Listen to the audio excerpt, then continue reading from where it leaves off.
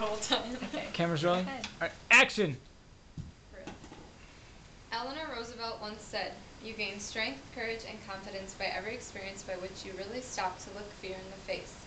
You are able to say to yourself, 'I lived through this horror. I can take the next thing that comes along.'" My name is Megan Booby, and to some, moving out for the first time means freedom. But for me, it also meant having to deal with my subconscious fear of making decisions and doing new things by myself. By confronting this fear, I am now independent and confident. After high school, I moved to Madison for a year so that I could attend MATC. I wasn't in the dental hygiene program yet, but I wanted to take my general education classes so that I would have a lighter load once I was in the program.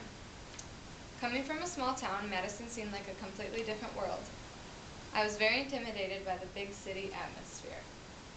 Not only did the city itself intimidate me, but what was scarier yet was the fact that I was going to be living on my own for the first time and tackling college-level courses in a school where I didn't know anyone.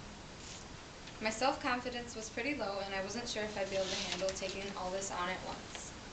My apartment was just one block off of State Street, and I was going to be taking my classes at the Truax campus.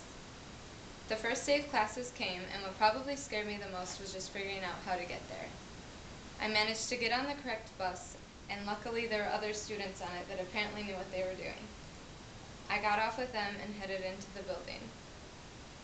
Throughout the day, I managed to find all of my classes without any problems. The instructors were all very kind and helpful. At the end of the day, I got back to my apartment and was relieved. I began to question why I'd been unsure of myself in the first place. If I could handle the first day, I could handle the rest. As the year went by, I realized how capable I was of doing things myself.